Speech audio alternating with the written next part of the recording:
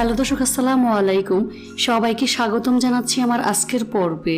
আজকে আমি আপনাদের চাউলের গুঁড়া আর ডিম দিয়ে ভীষণ মজার ঝাল পিঠা তৈরি করে দেখাবো।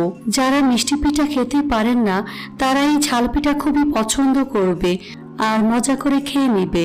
বিকেলের নাস্তায় অথবা মেহমান এলে ঝটপট এই নাস্তাটি তৈরি করে নিতে পারবেন। এই নাস্তাটি খেতে ভীষণ ভালো হয়। আশা করছি আমার আজকের এই রেসিপিটি আপনাদের সবার কাছে ভীষণ ভালো লাগবে। তো চলুন রেসিপিটি দেখে নিচ্ছি। এই রেসিপিটি তৈরি করার জন্য প্রথমে একটি মিক্সিং বোলে 1 কাপ পরিমাণ চাউলের গুঁড়া নিয়ে নিচ্ছি। দিয়ে দিচ্ছি 1/4 চা চামচ পরিমাণ হলুদের গুঁড়া, 1/2 চা চামচ পরিমাণ কাশ্মীরি লাল মরিচের গুঁড়া, 1/2 চা চামচ পরিমাণ আস্ত জিরা দিয়ে দিচ্ছি। দিয়ে দিচ্ছি স্বাদ মতো লবণ, 1/2 চা চামচ পরিমাণ চাট মশলার গুঁড়া দিয়ে দিচ্ছি। শুকনো উপকরণগুলো একসাথে খুব ভালো করে মিশিয়ে নিচ্ছি। মিশানো হয়ে গিয়েছে।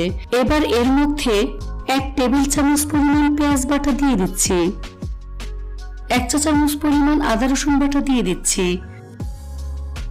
এবার এর মধ্যে 2টি ডিম ভেঙে দিয়ে দিচ্ছি।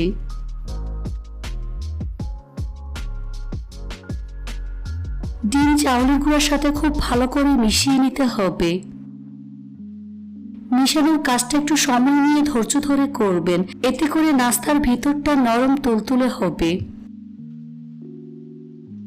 এবার এর মধ্যে অল্প অল্প করে পানি অ্যাড করে পিঠার জন্য গোলা তৈরি করে নিতে হবে। পানি চালের গুঁড়ার সাথে খুব ভালো করে মিশিয়ে নিতে হবে।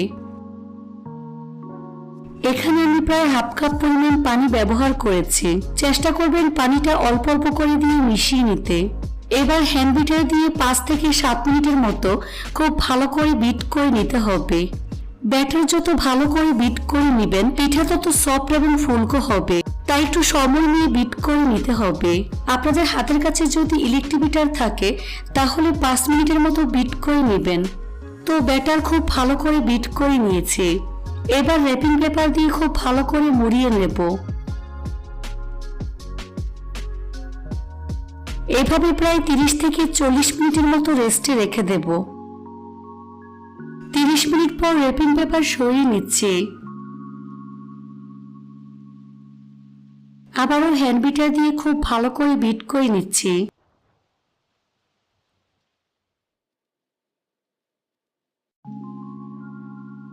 তারপর এর মধ্যে 3টি কাঁচামরিচ কুচি দিয়ে দিচ্ছি, 2 টেবিল চামচ পরিমাণ ধনিয়া পাতা কুচি দিয়ে দিচ্ছি। কাঁচামরিচ ধনিয়া পাতা খুব ভালো করে মিশিয়ে নিতে হবে।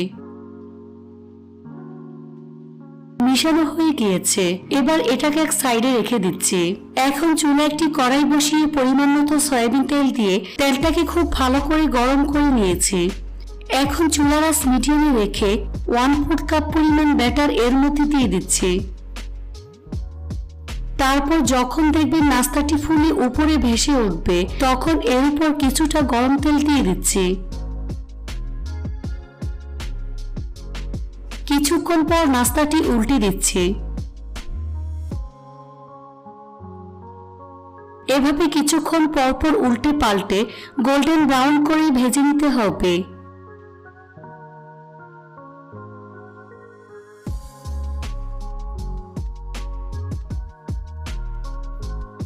তো আমার নাস্তা ভাজা হয়ে গিয়েছে। এখন তেল ছেঁকে নাস্তার প্লেটে নিয়ে নিচ্ছি।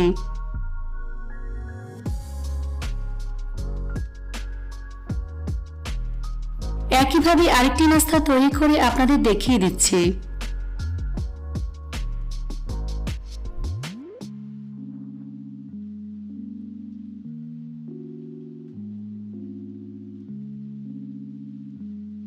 এই তো আমার আরেকটি নাস্তা তৈরি হয়ে গিয়েছে। এখন তেল ছেঁকে নাস্তার প্লেটে নিয়ে নিচ্ছি। এভাবে সবগুলো নাস্তা তৈরি করে তারপর পরিবেশন করে আপনাদের দেখিয়ে দিচ্ছি। দেখুন নাস্তাগুলো মাশাআল্লাহ দেখতে কতটা সুন্দর ও কতটা লোভনীয় হয়েছে। খেতে কিন্তু অনেক বেশি মজার হয়েছে। এভাবে একবার হলেও তৈরি করে দেখবেন। আশা করছি আপনাদের কাছে ভীষণ ভালো লেগেছে। রেসিপিটি ভালো লাগলে অবশ্যই একটি লাইক দিবেন।